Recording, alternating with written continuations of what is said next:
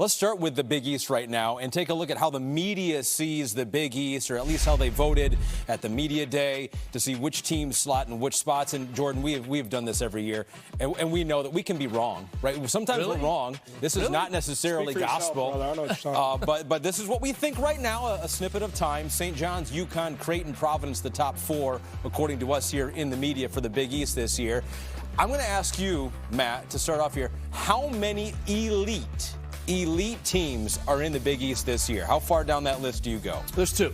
The two at the top are elite. There's just so many unknowns. I know we're going to get into Creighton and life after Kalkbrenner, Marquette, life after Cam Jones. Can Chase Ross take the next step? But the two at the top are elite. You can make a case that both of those teams could get to a Final Four.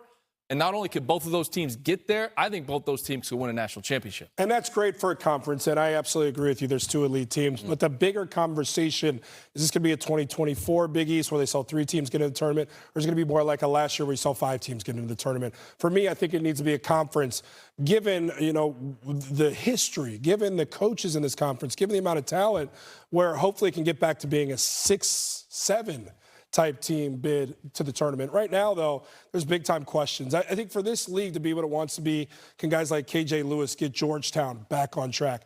Can DePaul, teams like that, maybe take a massive step? We always come to expect Marquette and Creighton to be in the mix. We're going to be those others. So when you do say 2 elite teams, maybe 3, 4, 5, maybe 1, 2, 3 other teams to get you to 4 and 5 teams. Yeah.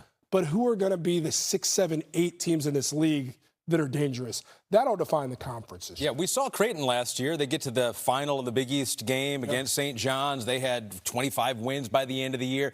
They lose a lot, but could you see a team coached by Greg McDermott? They're always around, right? Yeah. Creighton, Marquette, Shaka Smart. Could you see them battling with UConn and St. John's as the year goes on? Well, I think, too, you got to look at the environments that they play in, too. So they get those teams on their home floor. Those are elite-level environments in Creighton. We'll see it tonight.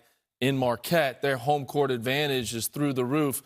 But I just think those guys are in a category of their own, and to the point on whole new teams. And what Creighton lost, and losing that guy on the interior, it's going to look a little bit different, and it's going to take some time for those guys to find their rhythm. Yeah, I mean, look, Ryan Kalkbrenner, he put up points, but let's be very clear. This guy's the best rim protector we'd seen in college basketball in a long time, except for a guy named Zach Edey out in Purdue. But their defense was funnel everything to the inside, and this ultimate rim protector changed the game. That identity from a 4-time conference defensive player of the year being gone, it's an entirely different look. And we're getting the first taste of, albeit injured and coming off the bench in this one, Owen Freeman. Yeah. He attacks the game differently. He is certainly not Ryan Kalkbrenner, but he's certainly a very key piece. But not only that, Stephen Ashworth, Jemiah Neal, those guys are gone from this team. Obviously, Pop Isaacs got injured early, and he didn't come back. He's now at A&M.